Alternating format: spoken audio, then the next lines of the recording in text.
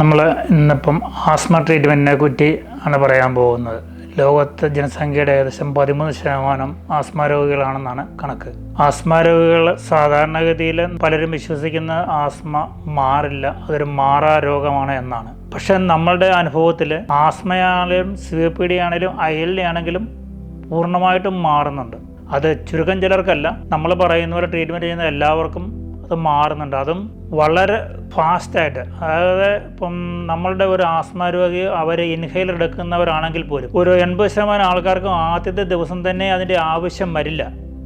അത്രയ്ക്കും നല്ലൊരു ട്രീറ്റ്മെൻറ്റാണ് നമ്മൾ ആസ്മയ്ക്ക് നൽകുന്നത്. ചിലർ സൈക്കോളജിക്കലി പറ്റുണ്ട്, അവർക്കൊരു പഫ് എടുത്തില്ലെങ്കിൽ ഡൗട്ടാണ്, അപ്പോൾ ടെൻഷനിലേക്ക് പോകും. അങ്ങനെയുള്ളവർ ചിലപ്പോൾ 2-3 ദിവസങ്ങളിലൊക്കെ എടുത്തെന്ന് വരാം. അത് കഴിയുമ്പോൾ അവർ റിയലൈസ് ചെയ്തതിൻ്റെ ആവശ്യമില്ല, അല്ലാതെ ഉറങ്ങാം. നമ്മൾ എടുക്കരുതെന്ന് പറയില്ല, അത്യാവശ്യം ഉണ്ടെങ്കിൽ മാത്രം എടുക്കുക, അത്യാവശ്യം ഉണ്ടാകില്ല.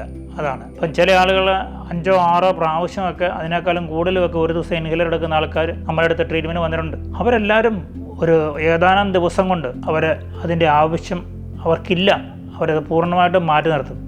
കാരണം അവർ ആ ഒരു കണ്ടീഷനിലേക്ക് പോകുന്നില്ല, ബ്രീത്ത് ഇൻഡിബിലിറ്റി അവർക്ക് ഉണ്ടാകുന്നില്ല. അതുകൊണ്ട് തന്നെ അവർക്ക് ഇൻഹേലറിൻ്റെ ആവശ്യം വരുന്നില്ല. COPD കണ്ടീഷനാണെങ്കിലും ILD കണ്ടീഷനാണെങ്കിലും ചിലരൊക്കെ ഓക്സിജൻ സിലിണ്ടറുമായിട്ട് വരുന്ന ആൾക്കാരുണ്ട്.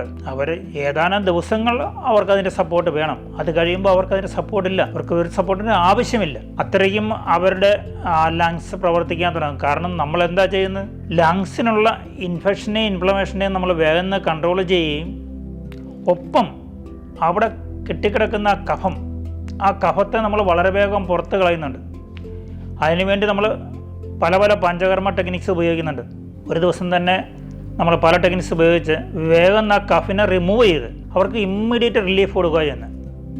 അപ്പം നമ്മുടെ ഇവിടെ വരുന്ന ഒരു രോഗി ഒരു സാധാരണ കേസിൽ 21 ദിവസത്തെ ട്രീറ്റ്മെൻറ്റാണ്. പക്ഷേ കഫം ഒട്ടും ഇല്ലാത്ത രോഗികളുണ്ട്.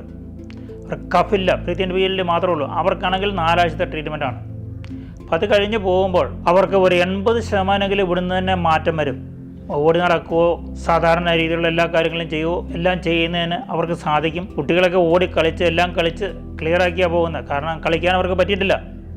ഓടി നടക്കാനോ മറ്റുള്ളവർ കണ്ടു കൊതിക്കാനേ അവരെ കൊണ്ട് പറ്റുള്ളായിരുന്നു. ഇന്ന് പോകുന്നതിന് മുമ്പ് തന്നെ അവർ അതിനെല്ലാം പ്രാപ്തരായി തീരുന്നുണ്ട്. പിന്നെ ആഹാരം, ആയുർവേദത്തിലെ എല്ലാ ട്രീറ്റ്മെൻറ്റിലും പഥ്യമുണ്ട്. അലോപ്പതിക്കാരും ചില കാര്യങ്ങളൊക്കെ ചെയ്യുന്നുണ്ട്, എന്നിരുന്നാലും ആയുർവേദത്തിൽ കൂടുതലായിട്ടുണ്ട്.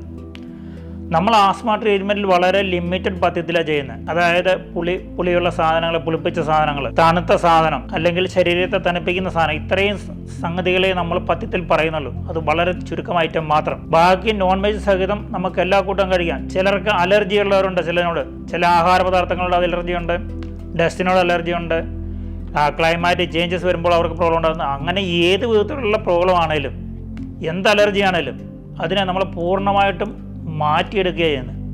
അവർക്ക് ലോകത്ത് എവിടെയും ഏത് കാലാവസ്ഥയിലും പോയി ജീവിക്കാൻ പറ്റുന്ന രീതിയിലേക്ക് അവരെ ആക്കുന്നുണ്ട്.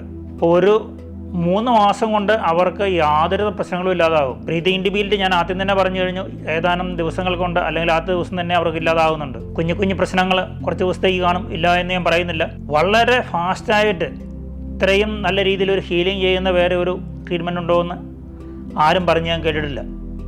നമുക്കിവിടെ വരുന്ന രോഗികൾ എല്ലായിടത്തു നിന്നും വരുന്നുണ്ട്. കേരളത്തിൻ്റെ പുറത്തു നിന്നും ലോകത്തിൻ്റെ പല ഭാഗങ്ങളിൽ തന്നെ രോഗികളെത്തുന്നുണ്ട്. അവരെല്ലാവരും ഒരുപോലെ സുഖം പ്രാപിച്ചാൽ പോകുന്നത്. മരുന്നുകൾ കൃത്യമായിട്ട് കഴിക്കണം, വലിയ ബുദ്ധിമുട്ടില്ല കഴിക്കാണ്ട്. അതുപോലെ തന്നെ സമയത്തിന് കഴിക്കണം, ആഹാരവും അതുപോലെ തന്നെ. അങ്ങനെയാണെങ്കിൽ 100% റിസൾട്ട് കിട്ടുന്ന ഒരു ട്രീറ്റ്മെൻറ്റാണ് ഓം ശ്രീ സിദ്ധ ഹോസ്പിറ്റൽ ചെയ്തുകൊണ്ടിരിക്കുന്നത്. അനേകം രോഗികൾ ഏറ്റവും കഷ്ടമായിട്ട് ജീവിച്ചിരുന്നവർ, അവർക്ക് ആ കഷ്ടപ്പാടുകളൊക്കെ മാറി നോർമൽ ലൈഫിലേക്ക് അവർ വരുന്നത്. അവർക്ക് ജീവിതം ആസ്വദിക്കാം, എല്ലാ കൂട്ടവും കഴിക്കാം, ഒന്നിലും ഒരു റെസ്ട്രിക്ഷൻ ഇല്ലാതെ മറ്റുള്ളവരെ പോലെ ജീവിക്കാൻ അവരെ പ്രാപ്തരാക്കിയാണ് നമ്മൾ വിടുന്നത്. ട്രീറ്റ്മെൻറ്റ് എന്ന് പറയുന്നത് മൊത്തം 1 വർഷത്തെ ട്രീറ്റ്മെൻറ്റാണ്. ഓരോ 3 മാസം കൂടുമ്പോഴും നമ്മൾ മരുന്ന് കുറച്ചുകൊണ്ടിരിക്കും. ലാസ്റ്റ് 3 മാസം ഒരേ ഒരു മരുന്നേ ഉള്ളൂ. ആ രീതിയിലാണ് നമ്മൾ ചെയ്യുന്നത്. ഇപ്പോൾ എല്ലാവരും അസുഖം മാറാൻ ആഗ്രഹിക്കുന്നുവെങ്കിൽ വരിക, അസുഖം നമ്മൾ മാറ്റിവിടും. നമ്മൾ ഗ്യാരണ്ടി ട്രീറ്റ്മെൻറ്റും ചെയ്യുന്നുണ്ട്. അതിനെപ്പറ്റിയുള്ള വിശദമായ കാര്യങ്ങളെല്ലാം നമ്മുടെ വെബ്സൈറ്റിൽ പറയുന്നുണ്ട്. കൂടുതലായിട്ട് അറിയണമെന്നുണ്ടെങ്കിൽ നേരിട്ട് വിളിക്കണമെങ്കിൽ നമ്പറുകൾ വെബ്സൈറ്റിൽ അവൈലബിൾ ആണ്. എല്ലാവർക്കും ഈ വീഡിയോയുടെ കൂട്ടത്തിൽ അത് ഷെയർ ചെയ്യുന്നുണ്ട്. ആർക്കും വിളിക്കാം. അവരുടെ സംശയങ്ങൾ നമ്മൾ ദൂരീകരിച്ച് വേണ്ടുന്ന പോലെ ചെയ്ത് അവരെ സുഖപ്പെടുത്തുന്നതാണ്.